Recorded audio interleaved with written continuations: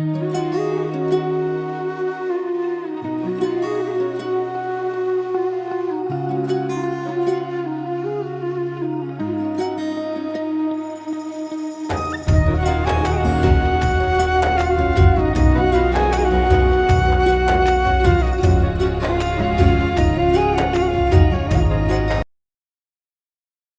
தூய ஆவியின் திரியேக ஆசீர்வாதம் நம் அனைவரையும் ஆசீர்வதித்து காப்பதாக. ஆமென். அன்பு இறை மக்களே, இன்றைய நாள் உலக மாற்றுத்திறனாளிகள் தினம் என்று சிறப்பாக கொண்டாடப்படுகிற நாள். 1992 பன்னாட்டு மையம் இந்த தேதியை அறிவித்து பிரகடனப்படுத்தியிருக்கிறது. இந்த நாளிலே சிந்தனைக்காக விபாகம் 32 2வது வசனம், என் உபதேசம் மழையைப் போல் இருக்கும், என் வார்த்தைகள் பனியைப் போல் இருக்கும், பசும் புல்லின் மேல் இறங்கும் தூறலைப் போலவும் புல்லின் மேல் பெய்யும் மழையைப் போலவும் இருக்கும் என்று சொல்கிறார். நமது தேசத்திலே, நம்முடைய தேசத்தினுடைய கலாச்சார மரபுகளை பார்க்கும் பொழுது மனித நேயத்தையும் மாற்றாரையும் ஏற்றுக்கொள்ளும் மனப்பக்குவத்தையும் அண்டி வந்தவரை அரவணைக்கும் தோழமையும் அனைத்து மதங்களையும் போற்றி மதிக்கும் பண்பையும் 1893 செப்டம்பர் 11 அமெரிக்காவிலே சிக்காகோ நகரிலே அனைத்து மதங்களின் மாமன்றத்திலே உரையாற்றினார் விவேகானந்தர் அவர்கள். அகில உலகத்திற்கும் சகிப்புத்தன்மையும் மத நல்லிணக்கத்தையும் கொடுப்பதே நோக்கம். இதிலே பார்க்கும் பொழுது அனைத்து நாட்டு மக்களுக்கும் அடைக்கலம் கொடுத்து ஆதரவளித்த நாட்டை சார்ந்தவன் என்ற பெருமை நமக்கு உண்டு. இந்தியாவுக்கு ரோமானிய பேரரசின் அடக்குமுறையால் யூதர்கள் மிரட்டப்பட்டு அவர்கள் தேவாலயங்கள் இடிக்கப்பட்டு அதே உயிருக்கு பயந்து அவர்கள் எங்களது தென்னிந்தியாவுக்கு அவர்கள் அடைக்கலம் தேடி வந்த வேளையில் பாசத்தோடு அவர்களை நெஞ்சார அணைத்து கொண்ட நாடுதான் நம்முடைய இந்திய திருநாடு. உலகமெங்கும் அழிந்து போன சௌராஷ்டிரா மதத்தைச் சேர்ந்த முழுமையாக அழிந்து விடாதபடி பாதுகாத்ததும் எங்கள் நாடுதான்.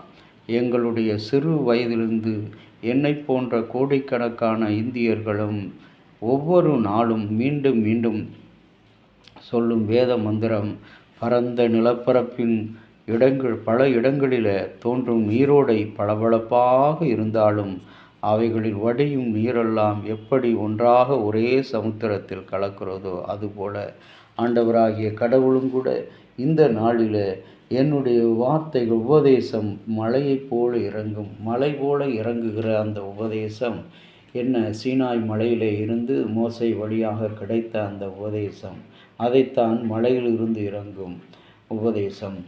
என் வார்த்தை பனியைப் போல இருக்கும். பனி என்று சொல்லும் பொழுது கடவுளுடைய வார்த்தையை உணவாக இங்கே இஸ்ரவேல் மக்களுக்கு வலியுறுத்தி சொல்லுகிறார்.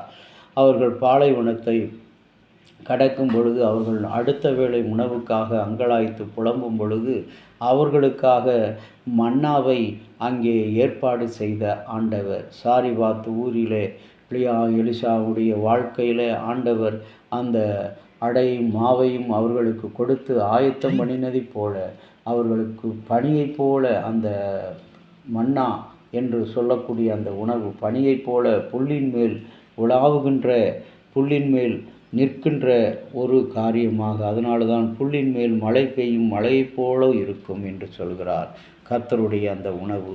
ஆகவே ஆண்டவர் வாயிலிருந்து பிறக்கிற வார்த்தைகள் அது வாழ்வளிக்கக்கூடிய வார்த்தைகள். அந்த வார்த்தைகள் பனியைப் போல இருக்கும்.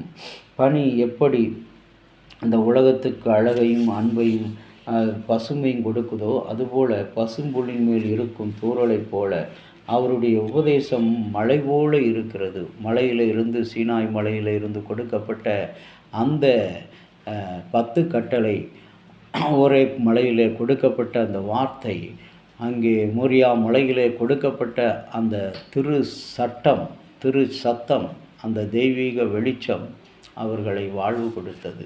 அன்பான இறை மக்களை, கண்ணீரோடு கதறுகின்ற ஒவ்வொரு மனிதனுடைய வாழ்க்கையில் கடவுளுடைய உபதேசம் மழையைப் போல இறங்கட்டும்.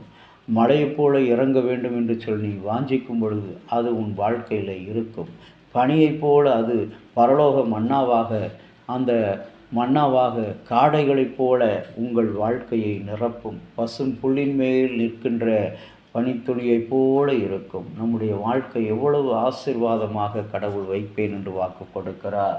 என் அன்பு கடவுளுடைய பிள்ளையே, கர்த்தருடைய வாழ்வுக்கு இன்றைக்கு நம்மை அர்ப்பணிக்கும் போது ஆண்டவர் சகலத்தையும் நேர்த்தியாக செய்கிறவர் என்பதை அறிந்திருக்கிறோம். இன்றைக்கும் கூட இந்த உலக மாற்றுத்திறனாளிகள் தினத்தில் அகில உலகத்தையும் ஆண்டு வழிநடத்துகிற அருமை இரட்சகர் இயேசுவினுடைய வருகையின் காலங்களில் உன்னையும் என்னையும் அனைவரையும் ஆண்டவருடைய வருகைக்கு ஆயத்தப்படுத்த நம்மையும் ஒப்பு கொடுப்போமா? செபிக்கலாம். அன்புள்ள இயேசு சாமி, கிருபையாக நீர் கொடுத்த இந்த நல்ல நாளுக்காக நன்றி. இந்த நாளை ஆசீர்வதிப்பீராக. இந்த நாளிலே நாங்கள் உம்முடைய வார்த்தையின்படி, உம்முடைய உபதேசம் மலையைப் போல, பனியைப் போல, பசும் புல்லின் மேல் காணப்படுகிற ஒளியைப் போல ஆண்டவர் இருக்க உதவி செய்தரணும். இறைமகனும் மீட்பரும் இரட்சகரும் ஆகிய இயேசுவின் நாமத்தில் வேண்டுகிறோம் நல்ல பிதாவே, ஆமென். தந்தையாகிய கடவுளின் அன்பும் மைந்தராகிய இயேசுவினுடைய அருளும் பரிசுத்த ஆவியினுடைய நல்ல உறவும் பாதுகாப்பும் பராமரிப்பும் நம் அனைவரோடு இன்றும் என்றும் சதா காலமும் நிலைத்திருப்பதாக. ஆமேன்.